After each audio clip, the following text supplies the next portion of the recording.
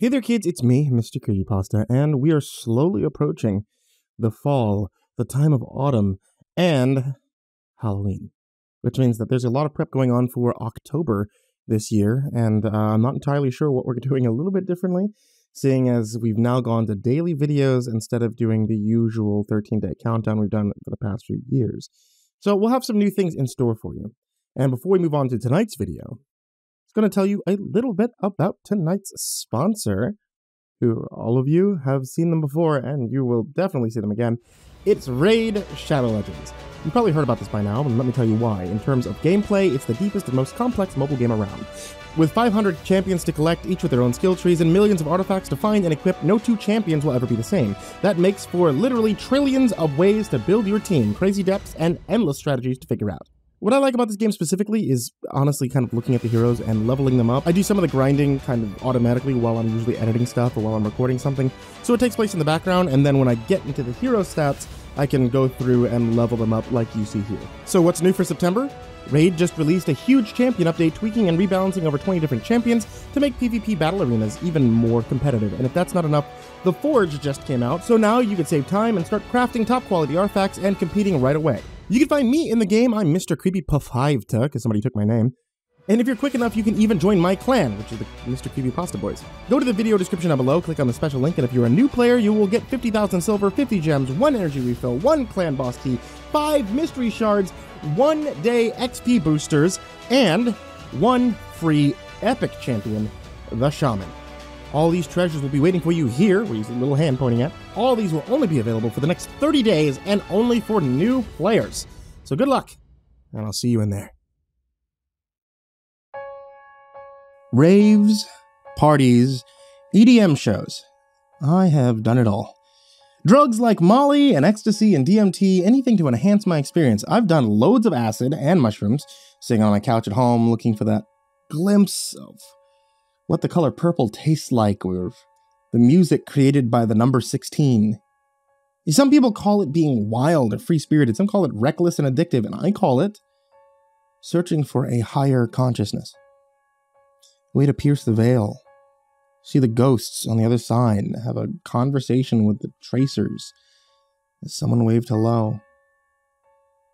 I'm a drug enthusiast, a connoisseur of psychedelics. At least I thought I was. It was all before the middle of the night meetup that I had with my dealer a few months ago, when he told me that he had something new, something nobody else had. I was excited. It sounded like exactly what I was looking for. The parking lot we met at was poorly lit, with some of the lights either flickering or not lit at all. It was a pretty typical meeting place for us because the convenience store the lot belonged to was rather dingy and shady anyway. The owner never really left the building, and I think he was afraid to call the cops for any suspicious activity because he was working a few questionably legal activities himself. I sat in my car patiently but eagerly, underneath one of the flickering lights at the far end of the parking lot. The volume was low, but I could hear the radio DJ rambling on about upcoming concerts for bands I didn't care for. And finally, after about 20 minutes of waiting, I saw this car pull into the parking lot and make his way over to me. He parked in the opposite direction as me, so our driver's windows could meet, and we could talk and exchange without having to get out of our vehicles. "Hey, you're trying to catch a glimpse of the other side, right?" he says to me as he rolls his window down. "Yeah. Why, man? You have some killer acid for me this time?" He chuckled to himself before he spoke. "No, man. No acid. What I have for you is something new. Something that'll show you a whole new world. It'll make you see things differently, so to speak." Excited to try something new, I didn't notice how his words were spoken in a sinister riddle, or how his gaze clearly had some secrets hidden. "So, is it like DMT? Or like mescaline? Or peyote? What's the trip like, man?" I realized now that those were the wrong questions. And what I should have been asking were more like, how long was it going to last? And if it was going to kill me, or at least what he meant by see whole new worlds. Again, however, I was far too caught up in the excitement of something new. No, it's nothing like any of those. Like I said, it's something new. At this point, I was beginning to get upset at the lack of answers that I was getting from him about the new drug, so I thought I'll just ask him questions that he might actually answer. Well, what's it called? I said. Instead of answering, he held his hand out of the window and into mine with his palm facing the roof of my car. $100, was all he said. Disappointed in my lack of answers, yet still so intrigued, I set 5 folded 20s into the palm of his hand, and he recoiled his hand back inside the vehicle. He counted it, and after a few seconds of rustling in his lap, he extended his fist into my vehicle again. He opened his fist to reveal 5 small, neon green pills. It's called Portal, he said with a smile on his face. I scooped the 5 pills from his palm and into mine. As I sat there inspecting them, I noticed that they had an almost glow to them, like they'd been cooked with a glow-in-the-dark paint. The look of the pills was utterly mesmerizing. He pulled his hand back into his own vehicle and continued speaking in his usual sinister tone. Don't take more than 1 at a time. Don't take 1 till you get home. As soon as he said that, he rolled his window up and drove off, not giving me any chance to ask any more questions. I rolled my window up and sat staring at the pills for a few more minutes. The small green capsules nearly had me in a trance, just looking at them. Excitement began to build inside me, and I decided I better put them away and get myself home before I completely ignored what he had said and took one right there and then. I drove back to my house, filled with so much anticipation that it was difficult to avoid speeding down the road and racing back home to take one. I knew they had to be strong because he wouldn't have told me to wait if they weren't. He'd never let me down before, so I trusted that he had found me some crazy hallucinogen, one that would be far too powerful for me to try and drive on. I carefully made it home and carried my new treasures into the house. It was a Thursday, and as excited as I was, I decided to wait 1 more night and take it the next day so I would have the weekend to experience it. After having decided this, I placed the 5 pills into an old medicine bottle and set the bottle in the drawer in my bathroom. Now, I live by myself, so I didn't have to worry about anyone else messing with or mistakenly taking my stash. I sat on my couch for a few more hours watching old episodes of Futurama before I went to bed. The whole time I sat there, I couldn't get the glowing green capsules or what he had said out of my mind. Show you a whole new world, I kept thinking, repeating in my head.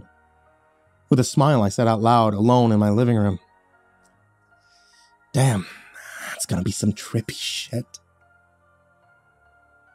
By the time it had reached 3 a.m. and still having to work at my shitty job as a fast food cook tomorrow, I decided it's probably best to go to bed. I have a lot of trouble sleeping that night. The mix of anticipation and the fact that I couldn't shake the vision of those pills resting in my hand, glowing softly against my skin. Eventually, my eyes began to droop. I fell into a deep, dreamless sleep.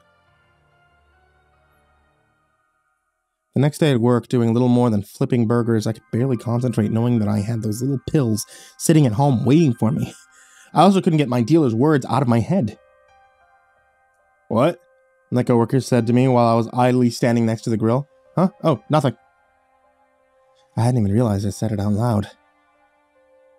That day droned on as I waited for my shift to be over, just staring at the clock. The second my shift was finally over, I sprinted out to my car as if I were on fire. Riddled with excitement, I sped home. It was nearly 7 by the time I got home, and after a shower, I got my typical tripping supplies laid out at my coffee table. Paper and pencils for drawing, if I wanted, a gallon of orange juice and a cup, bottles of water and Gatorade, my laptop set up with my 12-hour tripping playlist. And last but not least, a change of comfy clothes that I left on my counter in the kitchen. I could have gone even further with it because I had strobe lights, black lights, fog machine, disco balls, basically everything I needed to have my own personal rave in my house. So I live in this older farmhouse, roughly 3 miles outside of town. My nearest neighbor is just on the edge of town, 3 miles away. I chose to live here specifically because I knew that I could be as loud or as obnoxious as I wanted to be, and I'd never have to worry about someone calling the cops on me. This very fact is the reason anytime my friends want to throw a party, they always have it at my place. Once I felt completely prepared for my drug-fueled adventure, I went to the bathroom and I pulled the pill bottle out of the drawer and then returned to my couch and coffee table. I spilled the 5 capsules onto the surface of the table and watched the glowing contents of each pill swirl within. I picked up one of the pills and I held it close to my face, inspecting it much closer than I had before. It's clearly not like anything I had taken before, and for a split second, worry flashed through my mind. And just as I was about to pop the pill into my mouth, I stopped. I noticed something I hadn't before when I was inspecting them. Inscribed on the side in a red scratchy font was the number 3. I set the pill down and I grabbed another. This time it was much easier to find since I had been purposefully looking for it, but this one said 5. I inspected all of the pills, and sure enough, each one was labeled with the number 1 through 5. I thought this might mean that they must have been the first 5, or that very first batch. But as soon as the thought entered my mind, why would they number each pill they made? That wouldn't make sense, I thought to myself. Maybe it meant the order I was supposed to take them in. But why would it matter what order I took them in? I thought to myself again. Even though it seemed like just another ridiculous conclusion, it's the one that I decided to go with. So I found the capsule labeled 1, and with a deep breath and the open bottle of water in my other hand, I threw it to the back of my throat, took a drink of water, and swallowed the odd swirling green pill down. Once I swallowed, I took another big swig of water from the bottle and sat back on the couch for a few seconds. I figured, like most other hallucinogen I had taken, it'd be roughly 20 or 30 minutes before I would take any sort of effect. I was very, very wrong. Within 5 minutes, my first hallucination blasted into my mind, and I instantly understood why they called it Portal. In front of my eyes, a small black ball formed in the middle of my living room. It looked like a black hole surrounded by bright red arcs of electricity. The ball quickly stretched, floor to ceiling, and then wall to wall. My eyes widened, and my first thought was, holy shit, this stuff is good. And then I blinked, and I was no longer in my living room. The world around me was dark, and the sound of heavy bass and what seemed like distant alien electronic music. Is that what this drug did? Did it just create an intense rave inside your mind? That was crazy. And I was ecstatic at the thought. Neon and fluorescent colors swirled through the air, and I could feel the music growing louder. I could feel the bass in my chest. I had to get to the source. I stood up and began to walk. As I took my first few steps, I expected to stumble into my coffee table, since I was clearly still in my living room, and this was all inside my head, but I didn't. I walked freely, as if I was truly in another location. I walked through the darkness, moving toward the direction of the music. The strange tentacles of glowing neon lights bent and floated around me as I moved. In the distance, I began to see spotlights moving around the sky, and strobe lights began to flash in the darkness. As I got closer, I saw a massive stage-like structure and mind-blowing alien creatures in the hundreds of thousands in a sea of dancing and moving beings.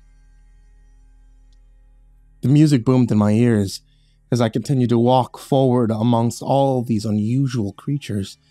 I noticed that the amount of bodies stretched out in all directions, further than I could see. My body was filled with such an intense euphoric feeling, exponentially stronger than any Molly I'd ever taken, and I began to jump and bounce and dance along with all the creatures. I lifted my arms, yelling out my elations at this amazing experience. I decided to continue making my way to the stage, or at least closer to it, but as I moved, it still seemed so far away. There were still so many bodies to weave and push around between me and it. Unable to stop myself, I danced and I hopped and I grooved my way forward.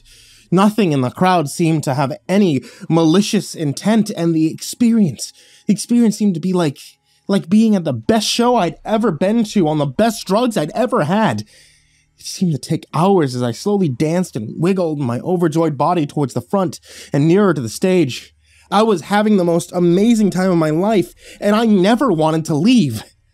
It was the most amazing light and laser show that truly blew my drug-filled mind. The music never stopped or paused. It just flowed. And as strange yet familiar as it was to me, I couldn't get enough. As I got closer, the crowd began to change. The creatures around me slowly changed from dancing and partying to becoming a lot more physical with each other. It seemed like furthest from the stage was simply an epic party, and the closer I got, seemed like it was more of the people at raves that take too much ecstasy. I can't stop rubbing their hands on each other. I'd seen it at shows many times before. I didn't think too much about it, besides the thought of, oh, looks like somebody's gonna get a little frisky tonight. And I kept moving and then dancing my way closer until I simply couldn't get any further. The crowd around me, this close to the stage, they devolved into, well, there's no other way to put it, but a massive alien orgy. The creatures were so foreign to me that I couldn't describe exactly what was going on, because I can't really begin to describe their anatomy or how it worked, but I just knew that that's what I was standing in the middle of. All I could do was dance to the music and watch in awe as what lay before me, a writhing mass of alien sex. I had also begun to randomly get groped myself. A hand would run down my back here, followed by a tentacle or something rubbing up my leg.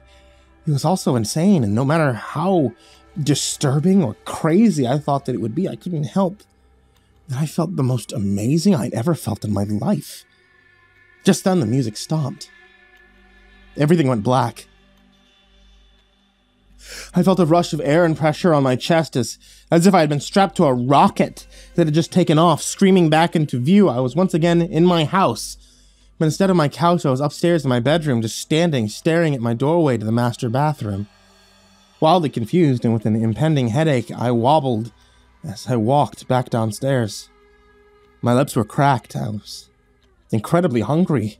Every muscle in my body was sore, and when I made it back to my living room, I saw the room had been destroyed, almost like in the movies when somebody ransacks a house looking for a top-secret file or stolen drug money. This only exacerbated my confusion. I felt like I just run a marathon with no training, thirsty and exhausted. "That was incredible!"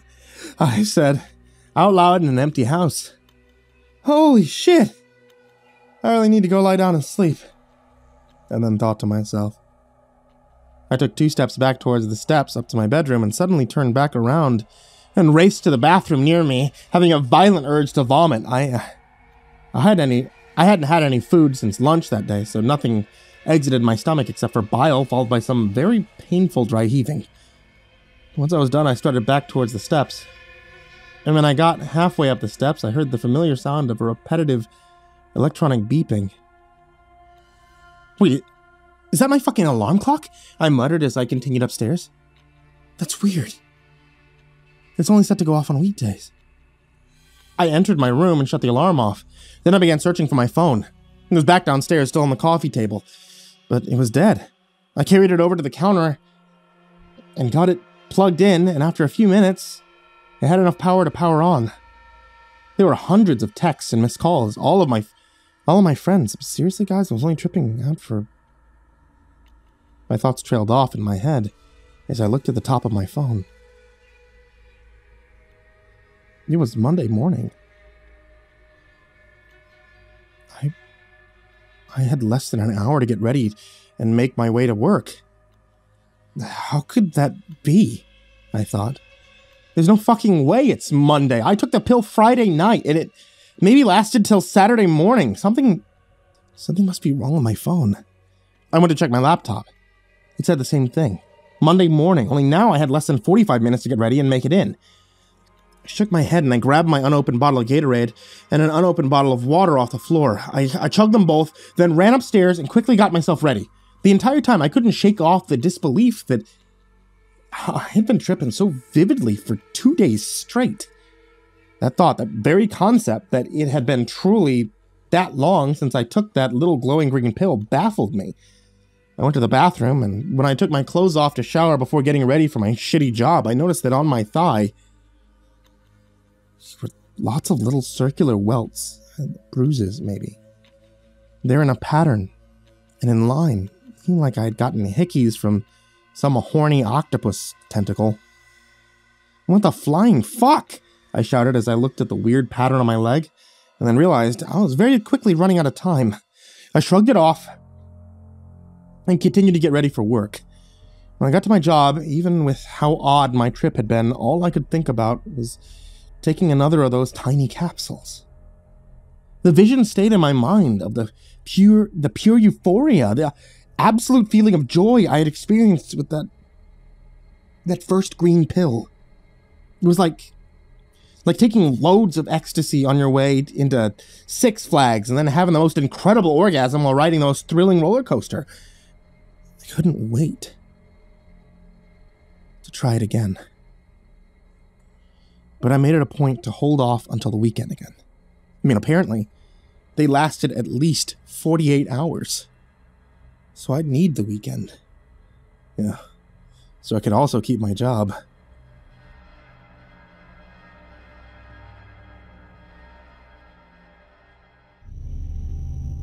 The rest of that next week was excruciating. The burning itch of taking another pill just tingled through my body every second I was awake. I even had dreams of the crazy rave hallucination from the first pill. I cleaned my house. I slowly got it set up for my next trip that Friday night. I also called and messaged my friends, telling them about my experience and how insane this new drug was. They all acted like it was interesting, but too intense for them, so I called them all a bunch of pussies, and we laughed about it. That Friday morning, I set my tripping supplies out before I left to work. My plan was to get home and take the second pill as soon as I got home and changed. The day itself felt long, and it was hard to concentrate at work because, well, I've been waiting all week for this next trip. I was hoping to go back to another similar trip of a massive party, and that's that same insanely good feeling. The thought and anticipation didn't leave my mind the entire week. As the day concluded and I left for work, I again sped home to my drug sanctuary and excitedly ran into the house. I took a quick shower, and after feeling very clean and putting on comfy clothes, I retrieved my bottle of magic little green pills, dumped them out on the coffee table in front of my couch, found the one labeled 2, and threw it to the back of my throat, chasing it down with a big glass of orange juice. The second pill seemed to hit a little quicker, and within just a few minutes I again saw the black hole-like orb form in the middle of my living room. I stared in awe as this thing began to stretch floor to ceiling, the edges of which swirled with an earthy brown fog. For a split second I thought if that may have meant anything, but the thought was quickly fleeting as the blackness stretched again, touching the walls and then plunging me into complete darkness. The smell of mold and rot filled my nostrils as the rush of air hit me this time. The blackness began to fade around me, revealing a strange landscape covered in mud and mushrooms. Mushrooms of all sizes covered every inch of ground. Some were tiny, fleshy little stalks, while others were as big as skyscrapers, and other smaller mushrooms grew off of them. The different types were nearly endless. The air was heavy with what seemed like a constant fog of brown spores floating through it as I stood perfectly motionless. The absolute and unyielding silence was truly deafening. "Hello?" I called out, just above a whisper. Just at the edge of my vision, I saw a few of the mushrooms recoil and flinch at the sound, while others began to glow. A very peculiar one next to me that looked like a thin, clear tube with a clear balloon on top vibrated with the sound.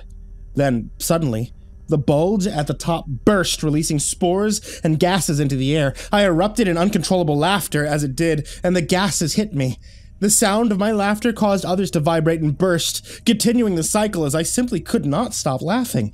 After what felt like hours, my cheeks and ribs were in such excruciating pain that I had fallen to the ground, clutching my sides. All I wanted was for it to stop, but I could not do anything to make it. Suddenly I was covered in what felt like a big fleshy blanket. The laughing quickly stopped because I was now desperately gasping for air. And just as I began to fight off the feeling of passing out, a large mushroom cap was pulled off of me, and in front of me stood a very strange creature. Long brown tendrils flowed from the top of its head, looking almost like dreadlocks. Big alien eyes that had many colors to them, but didn't focus around a pupil like my eyes did. It was thin and had 4 long, thin arms coming from its torso, ending in odd 4 stubby-fingered hands. Thin but muscular thighs with unusually jointed legs, almost like that of a dog, where it bends backwards and then forward. It had a very flat nose, almost like that of a cat. It had full lips, very small, flat teeth. It was naked, and I guessed it was female of some sort because it had very human-like breasts and, well, everything else. The thing would have been almost attractive if it hadn't been so alien. It looked at me in silence, very inquisitively as I stood up. I began to say thank you, but before I could get the words out, the creature's arm shot up and covered my mouth. It gripped my face so tight it hurt, and I stepped in closer until our faces were mere inches apart. I felt the drugs tingle in my system as I got the shivers from being touched, the same as when somebody rubs your back or massages your hand when you're rolling on Molly. As strange as this trip was, the sense of euphoria was still there. I had some crazy hallucinations before, but this new drug was amazing. The creature peered into my soul with its strange eyes as I stood motionless in its grasp. Then it let me go. Letting me fall to the ground, I slowly began to stand back up, and the creature motioned for me to follow. As I took my first step after it, everything went black. The pressure of acceleration hit my chest, and the sound of rushing air exploded around me. As my vision came back, I was standing in nothing but my boxers in the backyard in front of a tree. When my brain finally caught up with what I was seeing, I looked around my yard in complete bewilderment. I coughed twice, and with each one a plume of brown spores exploded from my mouth. What the fuck? I whispered to myself, before turning to walk back inside. When I got closer to the house, the sudden urge to vomit came back, and I crashed to my hands and knees in the yard. I retched, and the slushing sound rang out as I puked up what looked like dirt and chunks of mushroom. Eventually, I got up and made my way back inside, utterly confused. This was only compounded by what I saw when I got back in my living room. My couch, and tables, and various other surfaces had mushrooms growing from them. Okay. Seriously, what the fuck? I thought, as I brushed some of the toadstools away onto the floor before sitting down to stare at the room. What the hell was happening? Why is my house covered in mushrooms? I mean, it's just a drug. Drugs can't do that. During my mental debate of what was happening, from behind me came the ring of my phone. Now, this time I had plugged it in and set it on the counter before I took the pill as a precaution. I picked up my achy and confused body and moved over to the counter to check my phone. It was my friend Steve from work, so I answered. Hello?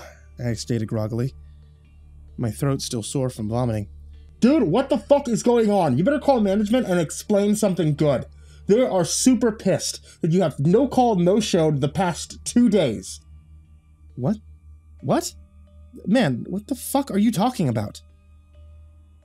Are you serious right now? Where have you been? It's Tuesday night and nobody has heard from you since you ran out of work on Friday. Are you okay? My heart sank as I heard him say that over the phone. I pulled my phone away from my ear and looked at the screen. 7:46 p.m. Tuesday. 4 days. I'd been tripping out over one pill.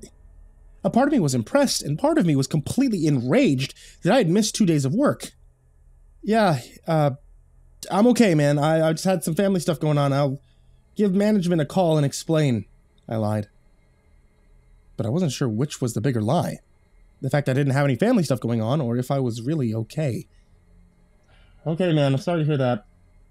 Anything I can do to help?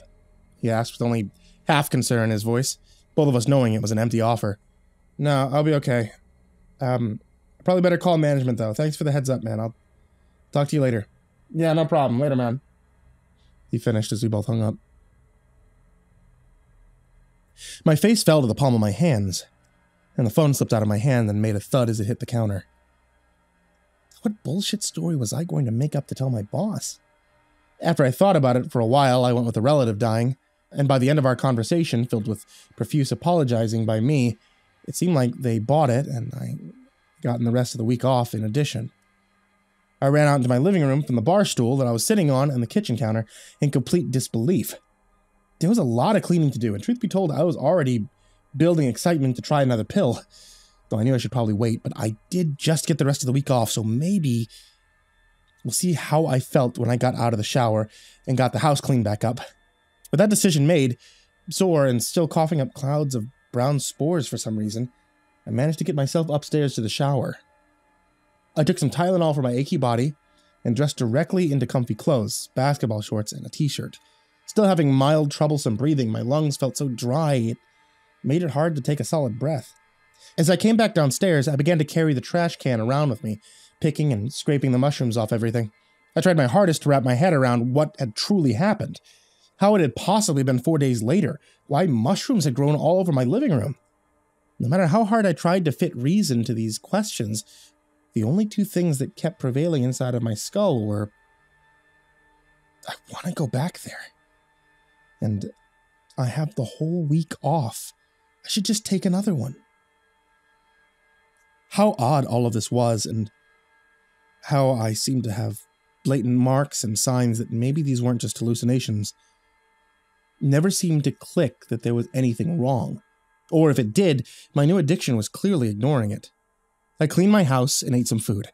I ate so much food. The second it touched my lips, I devoured everything I had cooked. Still hungry, I made even more, and practically inhaled that as well. I ate like I hadn't seen food before. I hadn't even realized I was hungry until that first bite.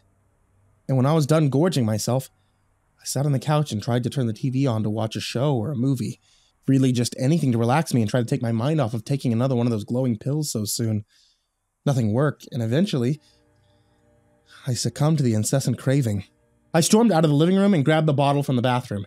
Setting it on the table, I grabbed juices and waters from the fridge. Why, I'm still not so sure, because I hadn't drank any of them either of the times before. I sat on the couch having a losing staring contest with a pill bottle on the coffee table. Fine! Why the fuck not? I yelled at the bottle. I picked it up off the table and opened it. Tilting the bottle, I let the last 3 capsules tumble out into the glass at the tabletop. Spent a few more seconds, my body still trying to resist the urge to take it before I picked up the first one. 5 was inscribed on it, and I threw it to the back of the bottle. I grabbed another. 3. Sat staring back at me. And I shivered. I took a deep breath, and I opened a bottle of water, throwing the small pill down my throat. I drank the entire bottle of water. I had just enough time to scoop the last pill back up into the bottle and close the lid before the tingle started in my shoulders and in my chest. I sat back and I watched as another black hole formed in my living room, the edges swirling with that green mist. I swear I heard a faint scream as it expanded into the room, rocketing me into a complete darkness. The rush hit me as my already sore and tired body hurled forward into the depths of the drug. I first heard the sounds of the faint drum and yelled, "Yes! It's another rave hallucination!" That glimpse of hope suddenly retreated as the sounds of strange otherworldly animalistic sounds joined in. The darkness began to fade, and I saw that I was sitting on a fallen tree in a very unfamiliar jungle. The drums had already begun to sound more tribalistic, and I realized that there clearly was no rave. The trees, if you could call them that, looked as though they were made of flesh. They were smooth and rubbery. Instead of leaves, there were hundreds of small, transparent bulbs sprouting from each branch that bent in very odd angles. The air all around me was filled with a cacophony of animal sounds that I had never heard before. A purple shimmering mist floated through the air like the fog of a humid rainforest. I began to make my way through all the strange plants towards the sound of the drums. Glowing leaves and bulbs brightened and sparkled as I brushed past them. A creature that looked strikingly similar to a centipede crawled up one of the trees, shiny and black with hundreds of sharp, pointed legs. It was 2 foot wide and easily 6 foot long. It was enormous. One end sat up away from the rest of its body and almost a torso. 6 more arms protruded from the sides, with strange, sharp, almost crab-like pincers attached to the ends. It had no real neck, but the head held 4 massive white insectile eyes and 2 sets of sharp pincer-like jaws. I froze as it turned and stared right at me. A thick black liquid dripping from its mandibles as it looked inquisitively at me. My heart raced, and all I could think was, holy shit, bad trip. What do I do? After a few extremely long seconds, the creature turned away from me and traveled off away. I finally took a breath, not realizing I had been holding it once it was out of sight. Anxiety rose in my throat when I realized that while I was locked in the giant centipede centaur's gaze, the drums had stopped. And this meant I was completely lost and had no idea of what direction to go, no sound to follow. A screechy roar erupted behind me, and as I spun around, I saw nothing but more alien plants. I turned back around and began running in what I was hoping was the direction the drums were coming from before they stopped. As I ran, a sudden sharp sting of pain hit my leg, and I looked down to see a huge gash in my calf that had begun to bleed profusely. I didn't care. It's only a hallucination, I kept telling myself. I kept moving, hobbling the best I could, and I soon broke through the tree line into a small clearing. Before me stood a large rock formation, surrounded by glowing purple grass-like plants. The second I burst through the tree line into the clearing, I was met with a sudden, complete silence. The silence lasted but a few seconds as I hobbled towards the rock, and each step disturbed the grass, causing it to brighten and then dim like a light bulb burning out. A second roar tore through the silence behind me, and as I turned to look back, I saw what looked like, well, a featherless turkey. It looked like a turkey. The turkey-looking creature had a much longer and much sharper beak, and instead of wings, it had arms that it used to crawl like a bat would. Its flesh was deep red and smooth. The eyes were entirely bird-like, and it jerked and cocked its head around to change its view like birds do. What the fuck, a space turkey? Really? I said out loud to it, just before it turned one of its eyes to me and its entire face ripped open, revealing hundreds of sharp teeth. It let out a huge roar and I jumped scrambling to the top of the rock. Holy fucking shit, what the fuck is that thing? I yelled as I climbed the rock. The creature raced towards me as I got closer and the rock began to rumble underneath me, and what I thought was just a rock was so much more. The turkey creature got closer and whatever it was I was sitting on suddenly lunged and swallowed the smaller creature in one bite. I fell off the back as it lunged, slamming onto the ground, my heart racing as I did my best to get to my feet and run back into the tree line. I looked back as I made it to the trees, just in time to see what looked like a giant toad settle back down and look like nothing more than a rock again. Wounded and tired, I moved much slower. I began to get hungry, which seemed odd because I'd never had a desire for food while on drugs before. I also became incredibly thirsty. I wished I could break from my hallucination just long enough to grab a bottle of water from the floor in my living room. I was truly terrified. I wish I could break away from my hallucination completely, just for that reason. And soon I began to hear through the booming sound of this alien jungle, a sound that excited me. A sound very familiar to me. It was a sound of rushing water. I began to pick up my pace as best I could, dragging my wounded body towards the water, and after a few minutes, I came to the source of the sound. It was a river, a big, swirling, fluorescent yellow river. I didn't care. I ran to the water's edge, and I plunged my entire head into the river and drank. It tasted odd, like a mixture of peppermint and salt. But again, I didn't care. I drank until I couldn't drink anymore, and then I sat by the water's edge, contemplating my despair. All I wanted was for this trip to end, to snap out of my hallucination and take a shower, eat some food from my kitchen. Then I thought about my desire for food and the wound in my leg. Worry crept into my mind, and the thought of, what if this isn't a hallucination, surfaced in my mind. I felt my mind on the edge of fracturing as I began to talk to myself. What are you gonna do, man? I don't know. What if I'm stuck here? This is what you get, man. This is what you get for being such an addict. Shut the fuck up. I'll be fine. I just need food. Yeah, it's the first thing you're trying to eat is gonna kill you. You don't know shit about jungle survival. You've seen shows. I can handle this. This is a hallucination of an alien jungle. How the fuck are you going to handle this? Fuck. Stop talking to yourself. Get up. Find something that looks edible. Keep moving. This will all end soon. With that, I stood up and began to move along the edge of the river. I thought that if I could just follow the river, I might find something. I thought about maybe running into a small village that may be where the drums had been coming from. All I was really worried about was staying alive in my mind until this horrific trip was over and the hallucination would stop. If in the back of my mind I'd noticed that the drink from the river did quench my thirst, so the possibility of this being real and not a hallucination may hold a little more weight than I thought. I began making my way down the edge of the river, looking at the plants and trees, contemplating how hungry I was. My mind had been right. Nothing here looked even remotely edible, and if it did have a hint of being something I could put in my stomach, it at least looked poisonous. Damn it, I'm so fucked, I muttered to myself as I walked.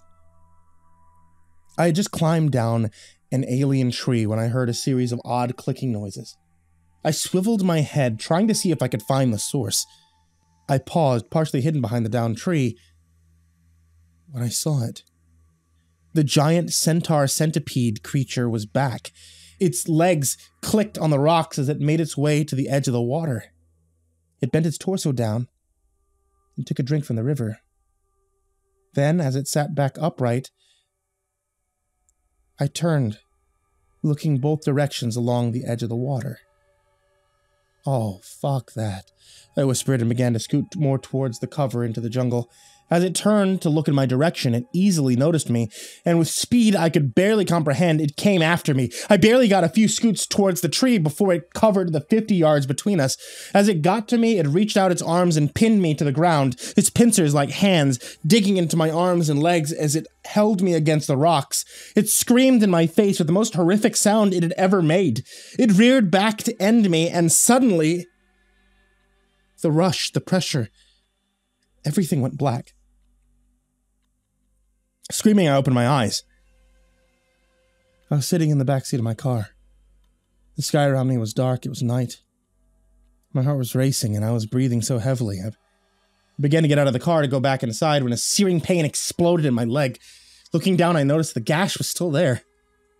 I checked my arms and legs. The cuts from the giant centipede creature were there also.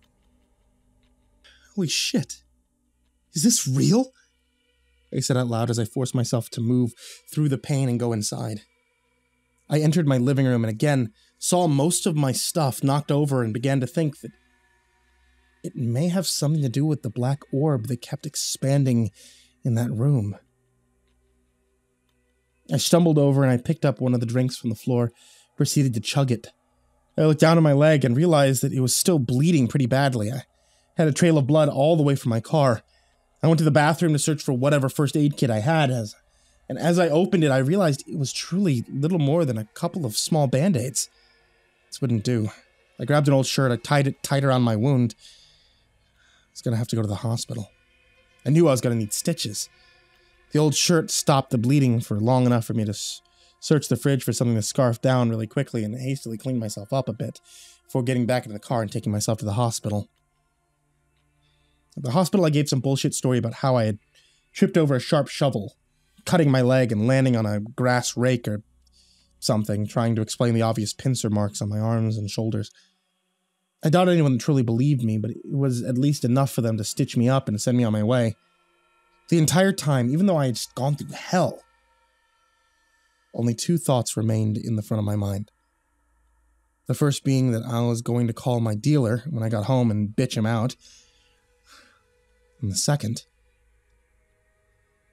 was that I couldn't stop the desire of taking the next pill.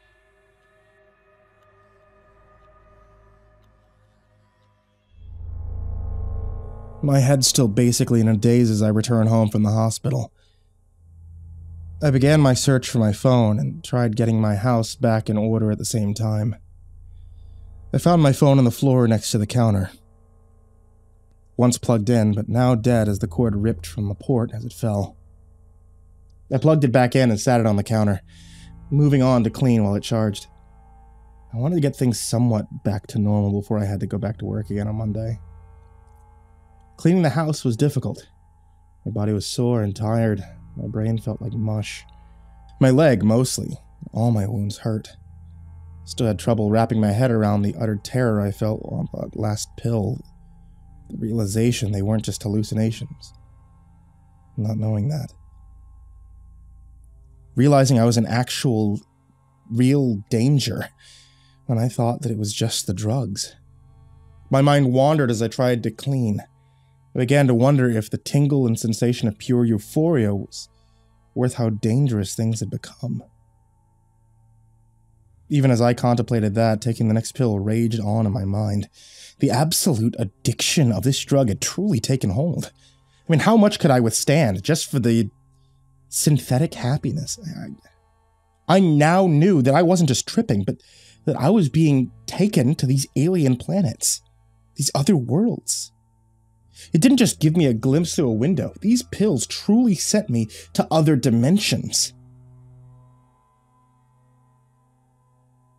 I got in the house roughly half cleaned before I gave up. I went to check my phone and saw that it had been filled with missed calls and texts. The missed texts I received were the typical, "Hey, where are you? What are you doing, man? Haven't talked to you in a while." Stuff like that. What really caught my attention was a voicemail. It had been from my work. "Due to your recent unreliability, we'll no longer be needing your services and we'll be letting you go." What the hell? They gave me the rest of the week off. This is bullshit, I yelled out at my phone. Then I saw it. It had been just over a week since I took the third pill. This caused me to realize time moved differently when I left for those other worlds. Days had passed here on Earth when it had only been hours or maybe even a single day for me in those other worlds. Shit! Fuck! Goddamn! No! I began throwing a fit, insanely angry at myself and at my work and at my dealer. Oh yeah. I thought, remembering that I wanted to call my dealer. Called twice, then 3 times, then 4, straight to voicemail each time. On the 5th call, I decided to leave a message, but as I called again, a message saying the number had been disconnected resounded in my ear. "Damn it!" I yelled, throwing my phone across the room, watching it shatter against the wall. You know what? Fuck them. Fuck all of them. My work, my dealer, my friends. Fuck it all. Pure rage filled my body as I made my way to the bathroom to retrieve my pill bottle. Fuck all this. If they want to fire me, then fuck them. You know, I guess that means that I have no job, which means I have all the time in the world now, I yelled in anger to the emptiness of my house. I chugged another bottle of Gatorade and spilled the last 2 pills onto the table. I studied each one, finding the one labeled 4, and held it between my fingers. Yelling out in anger at the pill, I thought to wait and calm myself before taking it. My brain spoke to me, interrupting my thoughts, booming through my head. Just take it. You'll feel better. It'll go better this time. It'll show those bastards for firing you. All of it nonsense, but my brain knew just what to say to make me refuse waiting any longer. I swallowed the pill and finished off another Gatorade. My living room still in a mess, but I no longer cared as I sat up on my couch, looking around at all the stuff that was still knocked over and hadn't been picked up. "Bring it on!" I yelled, as the miniature black hole began to form in front of me again. Red and gold particles floated at the edge this time. Sand, I thought to myself for the split second I had before the black orb exploded, engulfing me in darkness again. It was dry and hot. It was so very hot. As the black began to fade, I saw huge rock formations, red stone towering from the ground, red and brown sand surrounding me, and there were a few small bushes and cacti in sight that looked like I was on Earth. It was all so familiar, yet strange. As I looked out over all the rocks and desert, I couldn't help but think, is this Moab? Am I in Utah? What the hell? I got my answer very quickly when I felt the ground beneath my feet begin to rumble, and just in the distance I saw a massive creature erupt from the ground, shooting up towards the sky and slamming back down into the ground. It was like a whale breaching the surface of the ocean, except this was much more menacing and looked nothing like a whale. Too far for me to see any detail, but from this distance it looked like a giant snake or worm. Giant sandworms. Perfect, I thought, as a wave of instant regret hit me for taking the little green capsule. I looked towards the nearest large rock formation and began to run, or hobble, since I still had pain shooting through my leg, coming from the stitches. You're a fucking idiot. How is it supposed to show your boss for firing you? Why did you think this was a good idea? Why can't you just stop? My brain began to chastise me inside my own head as I moved towards the rocks. The massive worm creature breached the surface of the ground again, much closer this time, and I could make out some detail. The entire front of its body was one giant mouth. It had rows and rows of teeth that seemed to spiral into its throat. I could see no eyes of any sort, and it made no sounds. The only noise that came from the colossal creature were the sounds of the earth moving around it. I stood frozen, mid-stride, and watched in awe as the worm towered over me before it struck the ground and instantly began burying itself. The creature had to be at least 200 yards long, at least 20 or 30 yards in diameter. Its skin looked gray and worn like sun-bleached leather. I quickly snapped out of my daze and continued moving towards the big rock formation. The massive creature kept jumping from the ground closer and closer each time. I did my best to run, but the pain in my leg wouldn't allow it. I just climbed onto the large rock to the base of the large mesa as the beast exploded from the ground next to me. It showered me with dirt and sand as it arced through the air and then back headfirst into the ground. The rest of its long, leathery body followed. It moved through the ground as easily as a fish or eel in the ocean. As I looked up at the arch, flesh rushed past before disappearing back into the ground. I noticed the sun in this place, or suns, I should say. Binary suns, one huge, dark orange ball in the sky orbiting a second, smaller, brighter white star. A huge swirl of energy tore from the orange star, circling and feeding into the smaller white one. The sight would be truly beautiful if it hadn't also meant that this place would be insanely hot. After seeing the unique star duo in the sky, I found a small outcrop of rocks on the side of the mesa, and moved my way to it, begging for any form of shade or just a way to hide from the blazing heat. I scanned landscapes around me, not knowing what to do or where to go. I swear I saw a cluster of what looked like trees near the base of another red mesa that looked to be nearly a mile away. On my best day, in my peak of physical fitness, I could have run there in 7 or 8 minutes. In my current condition, my wounds scattered around my leg. Weak from the heat and physically exhausted from the drugs and my lack of rest and recuperation between the pills. It made that distance seem worlds away. I thought if there were trees, then there might be water, and with that thought, I knew that regardless, I was going to have to get myself over there.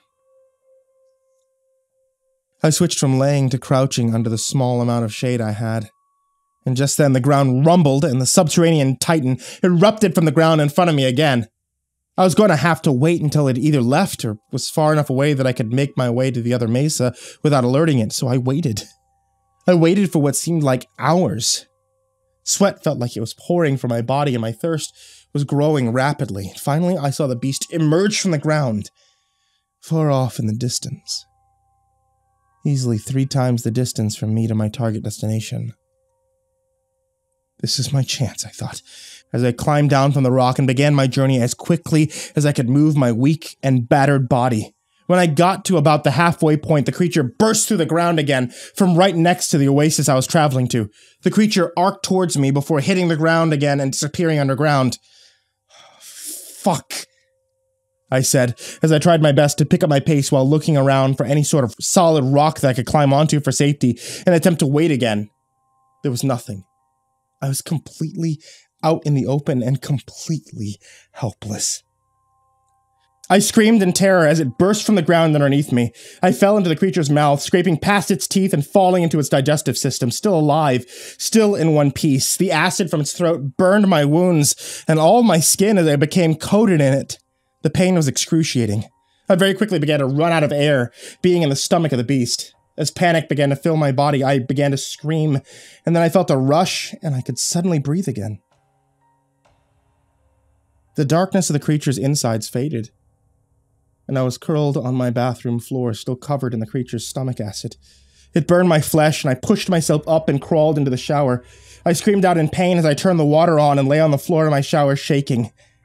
The acid slowly washed off my body and down the drain, and my flesh kept burning for nearly 2 hours. leaving me red and scarred. My lips chapped, my eyes completely bloodshot. I shut the water back off and heaved myself over the edge of the tub, flopping onto the floor. The impact of the fall shot searing pain through my body. I reached up and grabbed a towel off the shelf, wrapped it around me, the cloth stinging my skin. It felt like I was covered head to toe with a terrible sunburn, and then piled chemical burns on top of that. I crawled my way downstairs to my living room. The room still in ruin from the portal opening and now covered in dust. As well, I wondered how much time had passed here in reality, while I was on the other side. As curious as I was, I didn't bother trying to find my phone to check the date or time.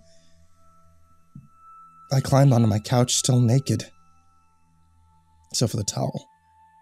With literally no energy left in my body and throbbing in pain, I dusted off a bottle of water that was within arm's reach, drank it down, and I slept.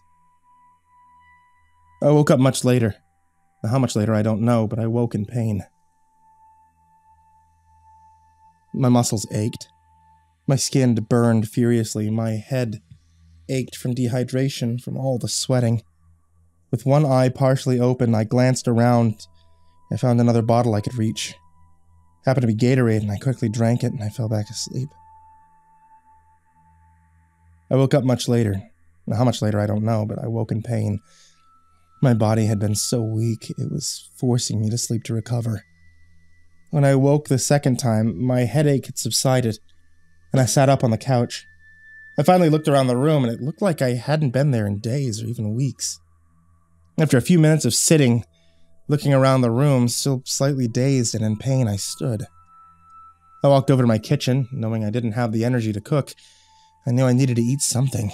Searching the fridge and pantry, I found very little in the way of quick and easy meals, so I settled in for Pop-Tarts and beef jerky. The flavor combination was disgusting, but I had to put something in my stomach. Every single move I made burned my flesh, and as soon as I finished eating, I dusted off another bottle of Gatorade from the floor and finished it in seconds. The thought of cleaning the house quickly flashed in my mind, but vanished just as quickly as it came. I just didn't care anymore. I laid back down on the couch and quickly fell back to sleep. When my eyes slowly opened, hours later, my house was dark. Night had fallen. My eyes focused on a little green glow light coming from a dusty pill bottle in my office table in front of me. My brain twitched as it comprehended what it was. Pain had ravaged my body as each pill before it had taken more and more away from me, but the sight of that little green light triggered my cravings once more. Soon I could barely move from the agony of my burnt skin, my tired muscles, and searing pain from my leg, but all I could think about was that little green pill. I lay motionless, one eye open, focused on the little light surrounded by darkness. I felt like it was calling out to me. There's just one left. Then you can be done with it. You don't have to waste it. It's sitting right there. Just take it. No, I cried out in response to my brain's coaxing. I can't, it hurts too much. But it's right there. Don't let it go to waste. You paid money for it. Ugh! I screamed as tears swelled in my eyes. You know you will eventually. Why wait? Just take it now. You need it. You'll feel so much better. As I lay on my couch, waging a war between my battered and beaten body and my addiction, eventually, my addiction won. I slowly reached out and knocked the pill bottle from the coffee table onto the floor next to me. As it hit the floor, the cap fell off and the capsule rattled out onto the hardwood next to the couch. I no longer had any drinks within arm's reach, so I put the pill on my tongue. and using what saliva I could conjure up, I swallowed it and closed my eyes. I didn't even want to watch as the portal opened this time. I screamed out as I felt the rush of the portal engulfing the room and sending me into the next world. I refused to open my eyes for a while as I felt the very air around me sting my already burnt skin. When I did finally open my eyes, they stung as I noticed I was surrounded by a yellow mist. I was lying on the solid, rocky ground of yet another foreign world. I was able to breathe, but it hurt. It was like sitting next to a pool or a hot tub that had too much chlorine added to it. I could only see maybe 10 or 15 feet in front of my face, and it hurt to even hold my eyes open. The only sound was that of rushing water in the distance, or maybe the wind, I couldn't tell which. From what I could see and hear, it seemed like I was surrounded by nothing. Nothing but a barren wasteland filled with a mildly toxic, but still breathable air. I could barely move without excruciating pain. All I had were my own thoughts as I felt my mind bend and fracture until it completely shattered. You're not going to get out of here. Fuck you, this will end. No, man. This is the end. No, the portal will suck me back through and it'll be over, I'll be home, and I can go to the hospital. Such a wonderful dream. But you're stuck here. The portal won't be coming back for you. Shut up! I'm not stuck! I yelled out. Then instantly realized I'm yelling out loud at my own brain. The sense of euphoria from the drug finally hit, and my pain subsided enough for me to get up off the ground. The only idea I could think of was to move forward, move towards the sound of water. But this was hard because the sound seemed like it was coming from all directions. So instead, I picked the direction I thought it sounded loudest and began to walk. My bare feet began to hurt as they padded along the hard, rocky ground. After what seemed like hours walking in the same direction, I finally came to a stream. It was silver.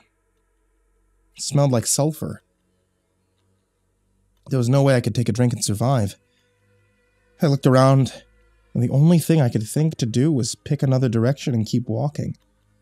So I did. As I walked, I noticed that I never came across anything. No rock formations, no hills, no valleys, cliffs, trees, animals, bugs, grass. Nothing. Nothing but flat, hard ground.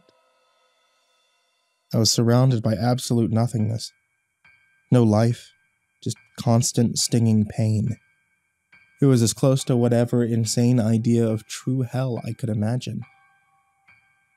It felt like days upon days of walking and finding absolutely nothing before the drug's sense of euphoria wore off and I collapsed onto the ground as the pain came flooding back into my body. And again, all I could do was stare out into the yellow, stinging mist and wait. I waited for the portal to return and take me home, for the darkness to swallow me so I could open my eyes again and get help. I waited, realizing that my brain had been right. It wasn't coming. So now I lay here completely unable to escape the constant excruciating pain of all my wounds that won't heal. Unable to escape the stinging pain of the persistent fog and the argument raging in my own brain. I lay here waiting for the portal that isn't coming. My only solace is that in this place, I don't get hungry or thirsty. But that just leaves my thoughts to rage and scream through my mind undistracted. I'll remain here for eternity in constant pain. I force myself to walk, just searching for something, anything. And I never find it. So I'll remain here, just walking and staring into the mist.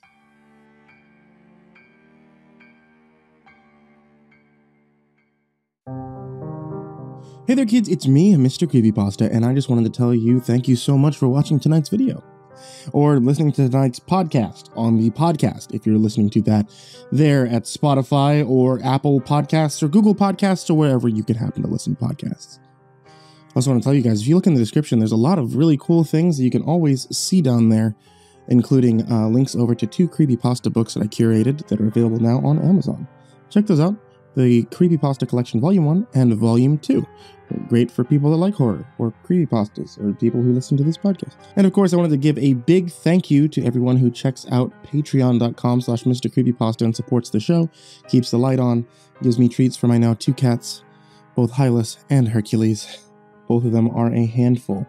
And especially a big thank you to Saha, Jordan Alexander Sanchez, Mazikeen, Ken Lando Higuchi, Chompski, Nico kaeo, Tristain Pelton, Stephen VanHuss, Chance Burnett, Diana Kraus, G. Weevil 3, TheRedOakShieldVirus, Hades' Nephew, Carter Barenfanger, Dr. Strawberry, Jordan Wayne Deckard, Bradney Leipe, The Government Monitoring System, Ann Charron, rumblefox, AcidSystem, Mike Bullock, Raphael Rodriguez, Dan Sweet, Mad Marstomp, Prozac and Pancake Appreciation Society, Sean Mills, Brian Arce, Cryptic Nightmares, Shadow Morningstar, Somber Puppet, Brianna Wright, Someone You Love, Said the King 56, Bad Honey, S-Man, Kiri the Sloth, Patrick Schoolmeister, Thomas Burgett, Barbara Maceo, Bobby Carmen, Liam Newman, The Homeless Bird 93, Sky Harbor, Caleb Dougal, Last Blade Song, Eliminator 86, The Ginger Bros, Aaron Stormcrow, and Corey X Kenshin. A big thank you to all of you guys and everybody down there in the description. I really can't thank you guys enough for supporting the show. Thank you, thank you, thank you. And everybody who listens, sweet dreams.